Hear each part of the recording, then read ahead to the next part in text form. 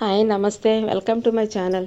ఈరోజు వినాయక చవితి కదా, తాలికలు చేస్తున్నాను. చూడండి నేను ఎలా తయారు చేశాను.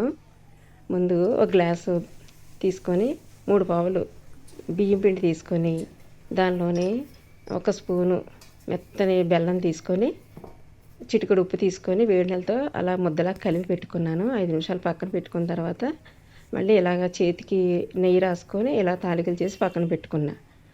ఒక గ్లాసున్నర బెల్లం తీసుకొని అరగ్లాసు నీళ్ళు తీసుకొని స్టవ్ మీద పెట్టి బెల్లం కరిగినాక ఆ పాకం పక్కన పెట్టుకుంటే చల్లారి పెట్టుకోవాలి. పక్కన పెట్టి తర్వాత ఒక గిన్నె తీసుకొని 1.5 గ్లాస్ వాటర్ తీసుకొని అవి కొంచెం మరిగినాక 3 గ్లాసెస్ చిక్కడ పాలు పోసుకొని అందులో అవి కూడా ఒక పొంగు వచ్చినాక ఈ తాలికలు తీసుకెళ్ళి అందులో వేసేస్తే చాలా బాగుంటాయి. మంచిగా కొంచెం మెత్తగా ఉడికేటట్టు చూసుకోవాలి.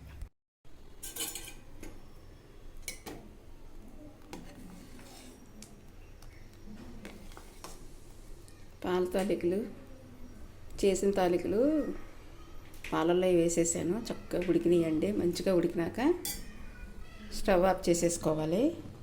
ఉడికినాక స్టవ్ ఆఫ్ చేసేసుకొని ఇదిగోండి బెల్లం సిరప్. ఇది ఇలా చక్కగా కరిగించేసి స్టవ్ మీద పెట్టేసి ఒక్క పొంగు పొంగినాక ఆఫ్ చేసేసాను. ఈ సిరప్ చల్లారినాకే ఇందులో వేసుకోవాలి. ఈ తాలికల్లో వేసుకోవాలి. వేసేస్తాను ఇప్పుడు. ఇదండి ఇదిగో ఈ స్టైనర్తో వేసేసుకుంటే బాగుంటుంది. తుక్కు అలాంటిది ఏదైనా డస్ట్ బయటకు వచ్చేస్తుంది.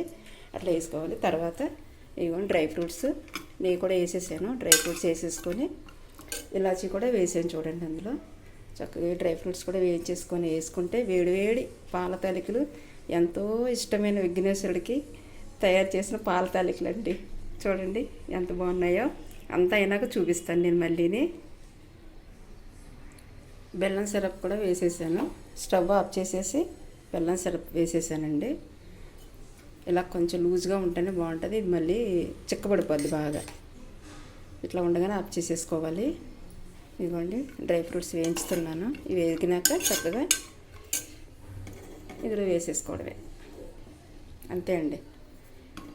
ఎంతో ఇష్టమైన విఘ్నేశ్వరుడికి వేడివేడి పాల తాలికలు రెడీ.